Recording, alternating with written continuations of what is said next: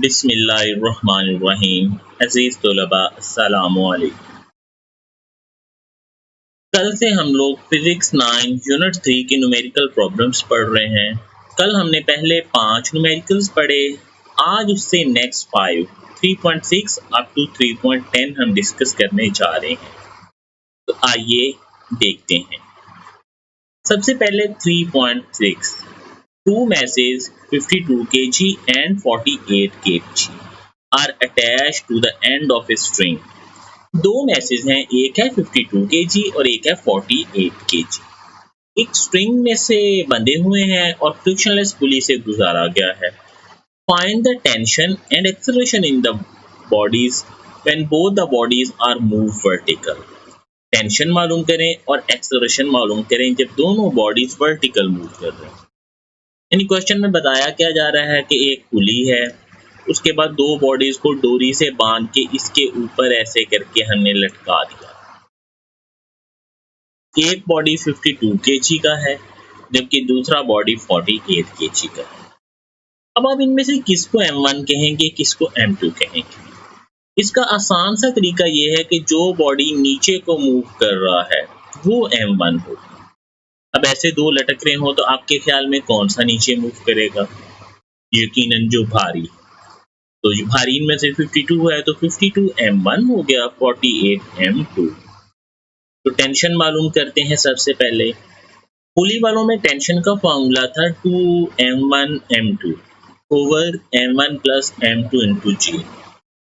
M1 M2 given है, G नहीं है गिवन।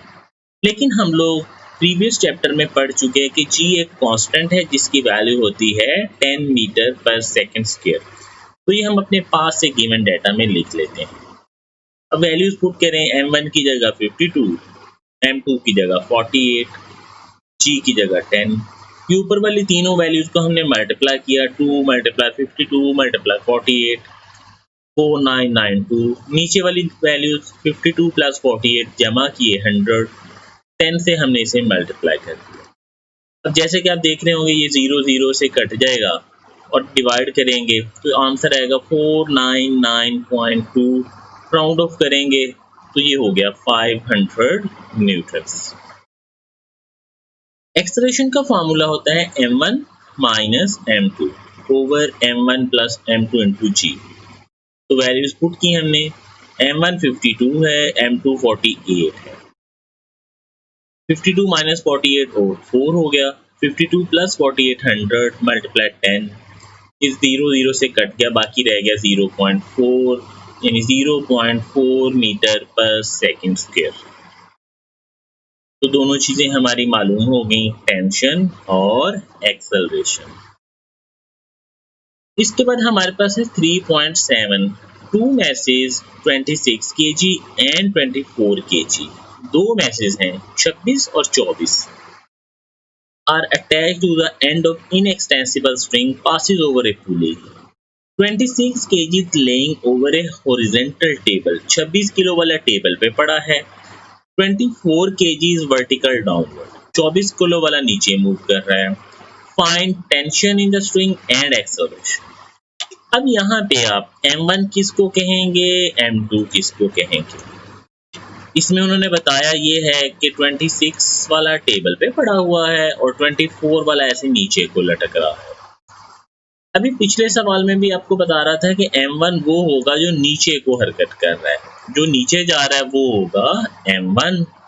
अब जो टेबल पे पड़ा है उसके नीचे तो टेबल है, वो तो नीचे हरकत कर ही नहीं सकता। तो नीचे को हरकत कौन सा करेगा? जो वर्टिकली लटक रहा है। तो 24 किलो वाला यकीनन M1 हो जाएगा और 26 किलो वाला M2 हो जाएगा। तो फॉर्मूला जिसमें एक टेबल पे पड़ा हो एक लटक रहा हो, तो T का था M1 M2 over M1 plus M2 into G। इनकी वैल्यूज पुट करने से पहले हमें G चाहिए है, वो हमने डाटा में लिख लिया। M1 24 और M2 26 divided by M1 plus M2 यानी 24 जमा 26 मल्टीप्लाई 10। ऊपर वाली दोनों रकमों को ज़रब दिया 624, नीचे वाली दोनों को जमा किया 24 और 26 को 50 मल्टीप्लाई 10। ये 10 जो है इसमें से एक 0 कैंसिल हो गया, बाकी हमने 5 पे डिवाइड किया तो ये आ गया 124 न्यूटन। अब एक्सेलरेशन मालूम करते हैं। एक्सेलरेशन का फार्मूला था m1 over m1 plus m2 into जी। m1 की वैल्यू हमने दर्ज की, m1 और m2 की, इन दोनों नीचे वाली वैल्यूज को जमा किया, ये हो गए 50। इसमें भी जब हमने इसे कैंसिल किया तो ये 1 0 कैंसिल हो गया। 24 को 5 पे डिवाइड किया तो 4.8 मीटर पर सेकंड स्क्वायर आंसर, और दोनों वैल्यूज जो हमें चाहिए थी वो मालूम हो गए।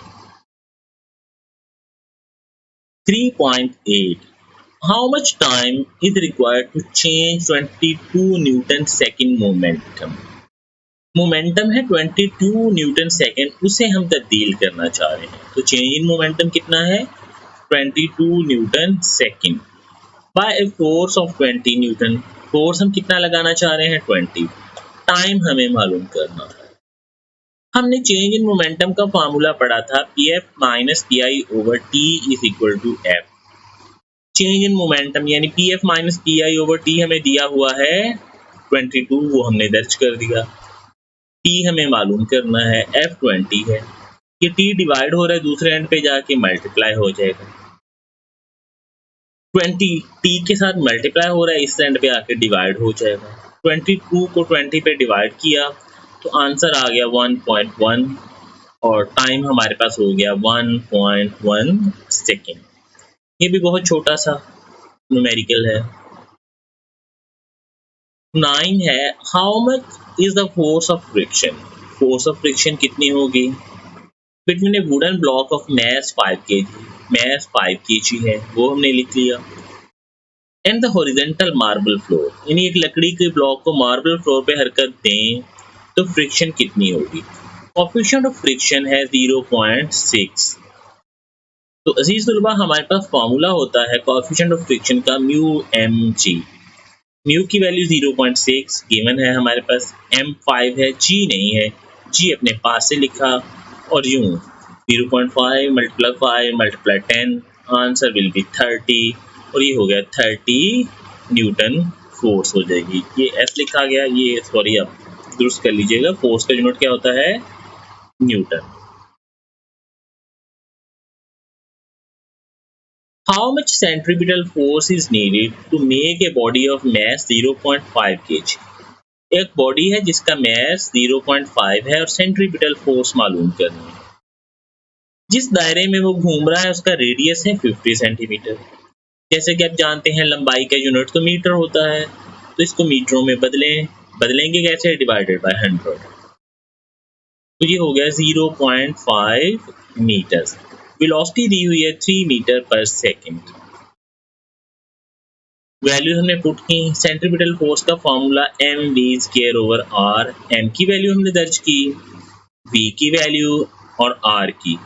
ये जैसे कि आप देख रहे हैं 0.5 से कैंसिल हो गया, 3 का स्क्वायर लेंगे तो ये कितना आ जाएगा 9, तो हमारे पास फोर्स कितनी आ जाएगी 9 न्यूटन। इसके साथ ये वाला न्यूमेरिकल हमारा खत्म हुआ। तो आज का लेसन हमारा यहीं तक था, इसके साथ ही हमारा चैप्टर भी एंड हो गया। अपना ख्याल रखें, अल्लाह हाफ़िज़।